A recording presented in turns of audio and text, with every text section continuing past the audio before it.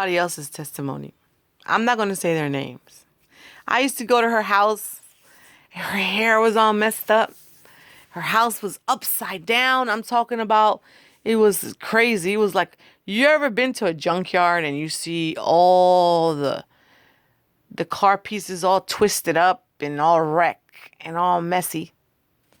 You ever been to a trash dump? You ever been to, where they go dump the trash and you just see trash everywhere, piles and piles of trash everywhere, everywhere, everywhere, everywhere? Thousands and thousands of trash, clothes. You got in those piles, you have clothes, spoons, pots, shoes, underclothes, furniture, all kinds of stuff in the trash dump. You know what I mean? Well, I go to her house and her house is like that. And I'm looking at everything and I'm like, what in the hell's going on? And I could never figure it out because, I was a Christian, but I was naive at the time. And I didn't understand what she was going through. So she's like, I can't take it no more. And then her kid is going across the hallway and she's like, I'm going to kill myself. I'm going to kill myself. And I'm like, what the hell's going on? I just leave because I didn't know what to do. At that time, I was naive. I didn't understand. So I couldn't help nobody. So, and then she said she was having problems. And then her husband and her would fist fight. And they would punch each other. And she'll come out with black eyes, bruises. And I don't know what's going on. I know it's something spiritual because I always said, since I'm a Christian, the devil did it. But I couldn't understand what was going on with her. So one day, she slit her wrist. And she ended up in the hospital. And I still didn't understand what was going on too much. I thought she was crazy, but she wasn't.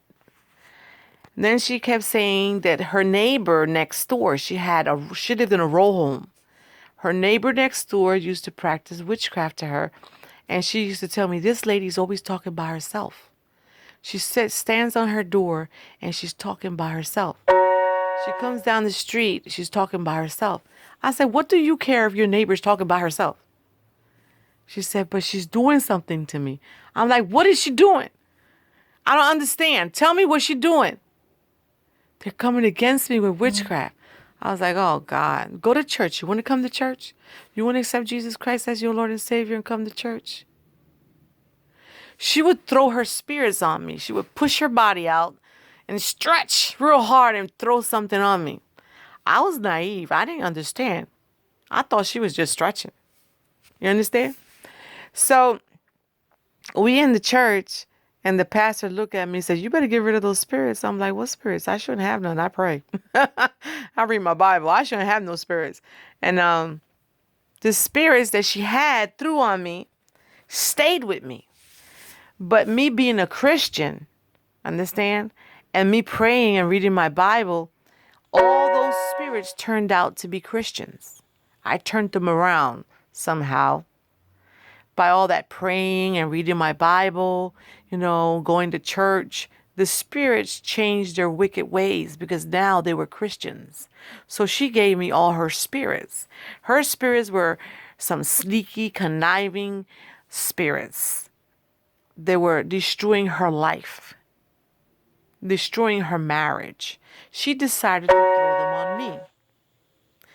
But the person that was coming against this woman kept doing other witchcraft to her, kept doing it over and over, that it came to a point that she started going to the witch doctors and she started playing with voodoo dolls and candles and doing prayers.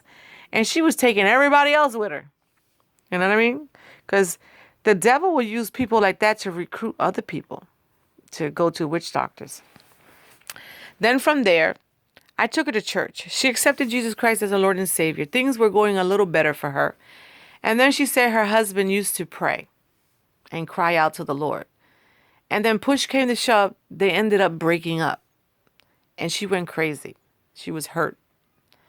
And her house still was possessed with all these spirits. And I'm like, At that time, I couldn't comprehend what she was going through because I never experienced nothing like that. And the spirit she had threw on me at one time, I took them to New York City when I went to get deliverance for prayer, and they stayed out there in those churches with other people. So when you get deliverance, whatever comes out of you is going to jump on somebody else, no matter what. And I'm like, I really don't comprehend all this.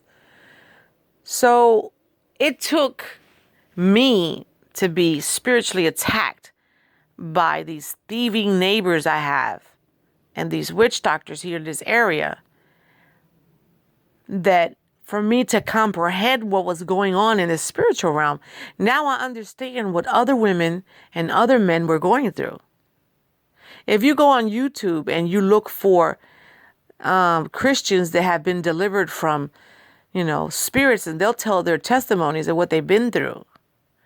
And you can go to Santeria.com and you can see all that witchcraft they prep to do. I had put it on my Facebook, but do you know that these people have erased by Facebook that says Maria Teresa? They erased it. They took it off of my phone. I'm like, how the hell they did this? I don't know. But what I'm trying to tell you is the diabolical realm, the satanic realm, is a bunch of spirits. They have no power over the physical realm, this realm that we live in. You can control that. But when you go into the spiritual realm, the day you die, it's going to be like a battle. You're going to have to actually face these spirits face to face in the spiritual realm, because you would be a spirit. But while you're living in the physical realm, okay, you are a person. You have a body. All they can do is possess you. But the more dangerous part is when you go in, the day you die and you go into the spiritual realm. That's hell. That's where you're going to have the battle as a Christian. Understand? Because these Santeria people will try in the spiritual realm to come against you, to dominate you, to be their slave in the spiritual realm. I don't know if you comprehend that, or you comprehend what I'm trying to say, if you understand. It's really hard to explain, but I hope you get the understanding of what I'm trying to say. It's going to be a big fight in the spiritual realm for eternity until Jesus Christ comes back. And in the physical realm, we think we got it going on. But wait till you hit that spiritual realm when you die. If Jesus Christ don't come back in time, it's going to be like this forever, for eternity, if the Christian people don't wise up.